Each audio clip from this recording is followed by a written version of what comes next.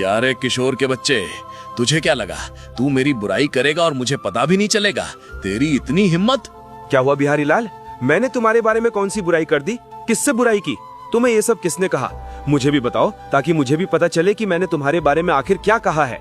मुझे अभी अभी पूरे बाजार में सब पता चला है कि तुम लोगों को मेरे खिलाफ भड़का रहे हो और कह रहे हो कि मैं लालची हूँ, मुझे सिर्फ पैसों से मतलब है, मैं काला हूँ, मैं मोटा हूँ और ना जाने क्या क्या हूँ। क्या मैं तुम्हें ऐसा दिखाई देता हूँ? बिहारी लाल, मुझे नहीं पता ये सब तुम्हें किसने कहा, लेकिन मैंने तुम्हारे बारे में ऐसा कुछ भी नहीं कहा। उल्टा लोग यहाँ आकर तुम्हारे बारे में ऐसी बातें करते हैं। मुझे लगता है किसी ने वही सब सुनकर तुम्हें कह दिया कि ये बातें मैं कह रहा हूँ। तुम्हें यकीन ना हो तो किसी से भी पूछ लो, मैंने तुम्हारे बारे में ऐसा कुछ भी नहीं कहा है। ठीक है बेटा, अभी तो मैं जा रहा हूँ, लेकिन अगर मुझे पता चला कि तुमने मेरे बारे में कुछ भी कहा था तो इस गाँव में तुम्हारा रहना मुश्किल कर दूंगा। इतना कहकर बिहारी लाल वहाँ से आगे बढ़ने लगता है और मन ही मन सोचता है, मैंने इतना पैसा कमाया, सोचा था कि मुझे इज्जत मिलेगी, लोग मेरी तारीफ करेंगे, लेकिन यहाँ तो लोग मेरी पीठ पीछे मेरी ही बुराई कर रहे हैं। बिहारी लाल अपने घर चला जाता है। दूसरी तरफ किशोर भी अपने घर पहुँचता है। घर आते ही उसकी पत्नी उससे कहती है, आज तो आने में बहुत देर कर दी, लगता है आज तुम्हारा मुनाफा बहुत अच्छा हुआ है। बताओ आज कितना मुनाफा हुआ तुम्हारा? आज तो मुझे 1500 रुपए का मुनाफा हुआ है। मुझे देर इसलिए हो गई क्योंकि रास्ते में बिहारी लाल मिल गया था। बस उसी से थोड़ी बहस हो गई और उसी बहस की वजह से मुझे घर आने में देर हो गई। मुझे तो लगा था कि तुमने ज्यादा पैसे कमाए होंगे इसलिए देर हो गई, लेकिन तुम तो बहस करने में ही अपना समय बर्बाद कर रहे हो। भला 1500 रुपए में हमारा घर कैसे चलेगा? क्या तुम्हारा ज्यादा पैसे कमाने का मन नहीं करता? क्या तुम कोई अच्छा काम नहीं कर सकते?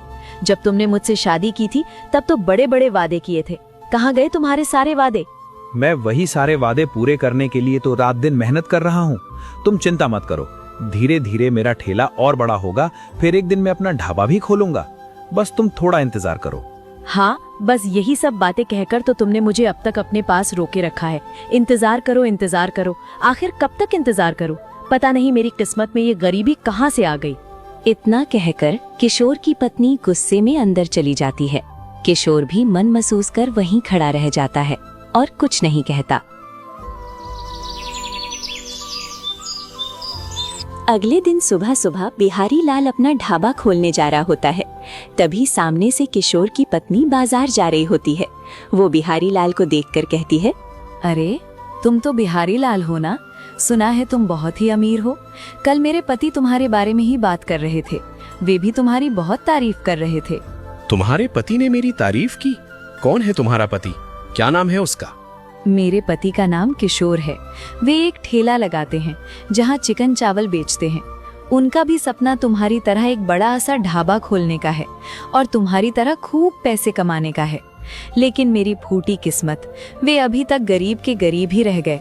अच्छा, ये सुनकर तो मुझे बहुत बुरा लगा कि तुम्हारा सपना सपना ही बनकर रह गया।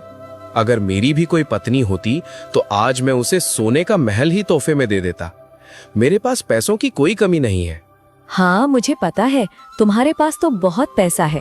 पूरे गांव में बस तुम्हारी ही चर्चा होती रहती है कि तुम बहुत अमीर हो, बहुत पैसे वाले हो, जब जो मन चाहे वो खरीद सकते हो। काश मेरा पति भी इतना अमीर होता। अच्छा, क्या मैं तुम्हारा नंबर ले सकती हूँ? नंबर? अच्छा ठीक है, मैं तुम्हें अपना नंबर दे देता हूँ। जब भी तुम्हारा मन करे मुझे फोन कर देना। इतना कहकर बिहारी लाल उसे अपना नंबर दे देता है। इसके बाद किशोर की पत्नी वहाँ से वापस जाने लगती है। उसके जाते ही बिहारी लाल मन ही मन कहता है, ये किशोर की पत्नी तो बहुत ही लालची लगती है। इसकी बातों से तो ऐसा ही लग रहा था कि इसे सिर्फ पैसों से मतलब है। मैं इसे अपने पैसों का लालच देकर अपने जाल में फंसा लूंगा, फिर किशोर से अपना बदला लूंगा। उसने पूरे गांव में मेरी बहुत बुराई की है।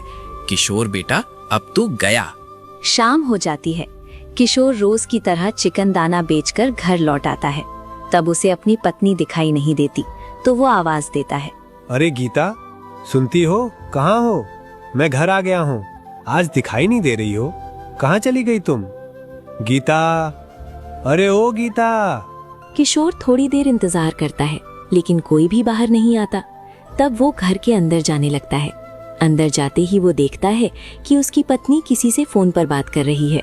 ये देखकर किशोर कहता है, अरे गीता सुनो, मैं कब से तुम्हें आवाज दे रहा हूँ। तुम किससे फोन पर बात कर रही हो? क्या तुम्हें मेरी आवाज सुनाई नहीं दे रही है? किशोर को देखकर गीता तुरंत फोन काट देती है और किशोर से कहती है, क्या हुआ? मुझे क्यों आवाज दे रहे हो? क्या तुम्हें दिखाई नहीं दे रहा कि मैं किसी से फोन पर बात कर रही हूँ? मुझे बार बार परेशान क्यों कर रहे हो? क्या तुम्हें जरा सी भी समझ नहीं है? एक तो तुम्हारे पास पैसे नहीं है, ऊपर से मुझसे भी इसी लहजे में बात करते हो। तुम्हें शर्म आनी चाहिए। लेकिन मुझे शर्म क्यों आनी चाहिए? मैंने ऐसा क्या गलत कह दिया? ना तो मैं ऊंची आवाज में बात कर रहा हूँ। तुम इतनी घबराई हुई क्यों हो? आखिर तुम किससे फोन पर बात कर रही थी? मैं अपने रिश्तेदारों से बात कर रही थी। तुम्हें इससे क्या मतलब? अपने काम से काम रखो। पता नहीं कहाँ से आ जाते हो मेरा सिर खाने। ठीक है, अगर रिश्तेदारों से ही बात कर रही थी तो इतना चिढ़ क्यों रही हो और इतना गुस्सा क्यों कर रही हो? छोड़ो, मैं जाता हूँ, तुम अपनी बातें आराम से पूरी कर लो। इतना कहकर किशोर वहां से चला जाता है।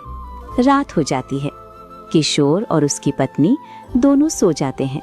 अगले दिन सुबह सुबह बिहारी लाल अपने ढाबे पर खड़ा खड़ा कुछ सोच रहा होता है। इस किशोर कुछ ना कुछ तो करना पड़ेगा। उसके चक्कर में लोगों ने मेरे यहाँ आना ही बंद कर दिया है।